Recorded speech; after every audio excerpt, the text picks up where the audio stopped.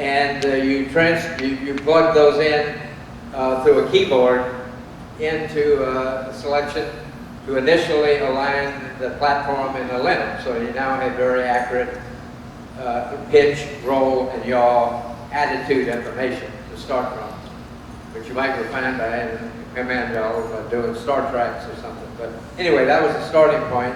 Now we had to accommodate a little bit in the limb for where in the tunnel there were stripes where the two things docked, and you could see if, in this case, Jack or any command module pilot, when they dock, they might be slightly off in roll as they dock. And so you could look at the alignment and tell how far off you were in the roll axis when you made the dock with the two vehicles together. Now we compensated with that reading from in the tunnel area. That had to require a little grocery store arithmetic. And that's what the movie made dramatic thing about, with Jim Lovell having to do that calculation for that one axis of that correction before keystroking that in to put into the limb computer to torque our inertial platform to the right angles. So we were starting from a good, accurate attitude indicator. So that was what that was about. Again, I think it was a little of Hollywood over dramatizing that exercise. Very similarly, the gimbal lock, that there was a couple of times when if you move in a certain way, you can lock up the gimbals that support this platform that you've aligned, this inertial measurement unit. And I tell you, Tom Hanks and Ed Harris could not understand it. I bet I explained it to them 10 times what gimbal was. And I finally, one night in my hotel in Beverly Hills, I took a piece of cardboard and I cut out 4 concentric rings, like these gimbals would look like. You don't have to understand that. And then I used paper clips to have the hinge points. And I took it in and physically showed Ed Harris first, and he finally got it. And then I took it to Hanks and showed it to him, and Tom finally got it, but he was slower than Ed. And it was it was kind of a comedy going on. Don't you guys get anything? I think we have time for one more. Yes, sir. Can you give us any background, tell us any stories about Flight Director John Hodge, who I think started with Mercury Atlas 9, up to Gemini? About former flight director John Hodge. Blue team. John was British. And by the way, he just passed away 2 or 3 years ago. I think he was well into his 90s, maybe upper 90s. He had been with Avro, which was a Canadian aircraft manufacturer. Somebody correct me on that if I'm wrong. But a bunch of the Avro guys came to NASA when the Space Task Force was set up at Langley Field, beginning of NASA, 1958, 58, 59. He was an ops guy. He was primarily a design guy, but he had been involved in flight tests. He was actually, I don't think operations was John's favorite subject. He preferred advanced planning and design, concepts, generation, things like that. But it was very good. The red, white, and blue teams were the first 3 colors on the ground. Red was craft, of course, white was crayons, and blue was Hodge. He was the 3rd. He came on, of course, in Mercury, the only flight director there ever was Chris Kraft.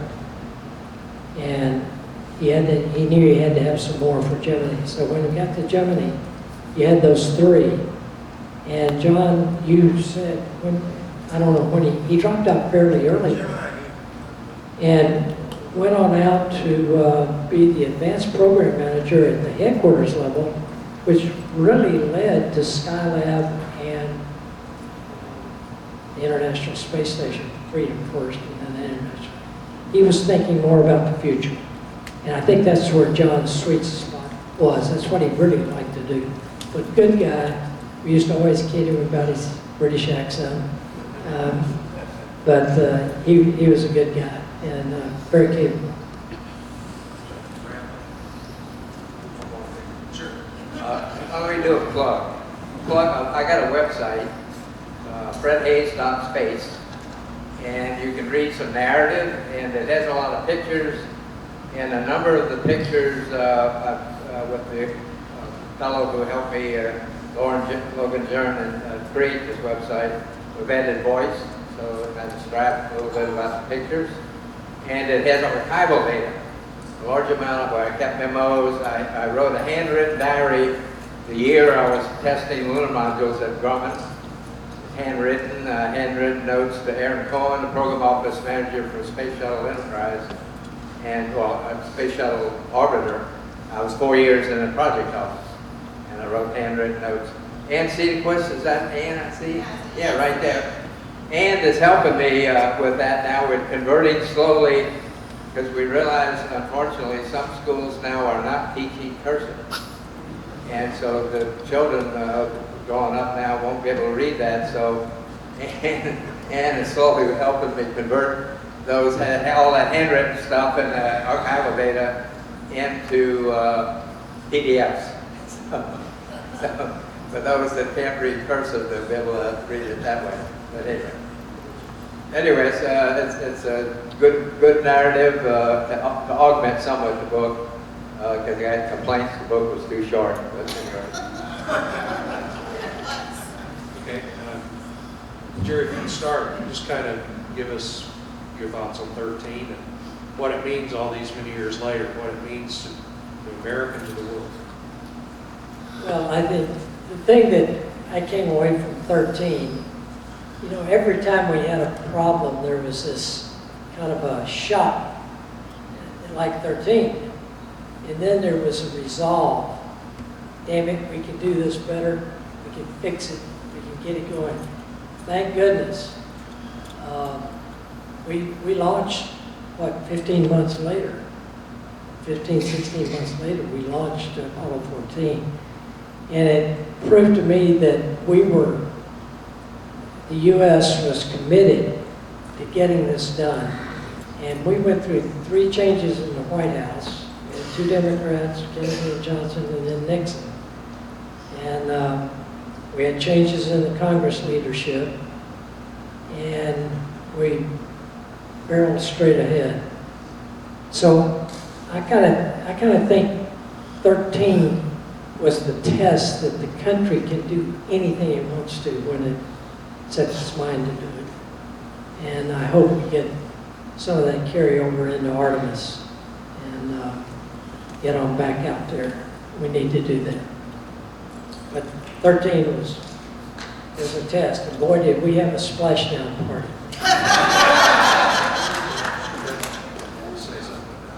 I won't add, Jerry had it right on. I just feel, and I'm sure you do as well, we were blessed to be a part of that program. It was a very unique program, very unique time. And I wish we'd have another Apollo program along the way here. And I don't think everybody would agree with this, particularly the crew. Let me tell you, being a flight director in Mission Control, I later became the director of the Johnson Space Center. The best job I ever had in my life was a flight director in Mission Control. It was a hoot. It was fun. It was fun even, this is what you might not like to hear, even when things went bad. It was a challenge that was just wonderful to take on. And the people in that business knew how to address that kind of challenge and stick with it. And it was a wonderful part of my life. You're like, we're lucky. Can you speak to the significance of the overall contribution to missions? I don't think people understand. Okay, Steve wants me to talk about project I worked on was Oklahomans in Space. And we had a lot of Oklahomans in mission control. Jerry and I were talking about it earlier about the quality of people that came to mission control from Oklahoma, and still affecting it today. But these young men came from the farms and ranches where they put everything together with baling wire and duct tape, and they had to fix it there. And there was no, supply house next door. They fixed it, and it kind of spilled over to their work in mission control. They solved the problem. They didn't panic. It was part of their nature, and they'll tell you, a lot of them, when I talk to them, they'd say, I did it so I could get out and pick cotton and hauling the hay in, but they were very sharp individuals, and just really made a big difference. And you've talked about it. Gene Krantz, in his book, talks about his Oklahoma boys that were on his ship. So, very special group. And we've had a very special moment today. Quite an amazing discussion we've had today. This is rare, and I just want you to help me, join me in applauding and thanking these young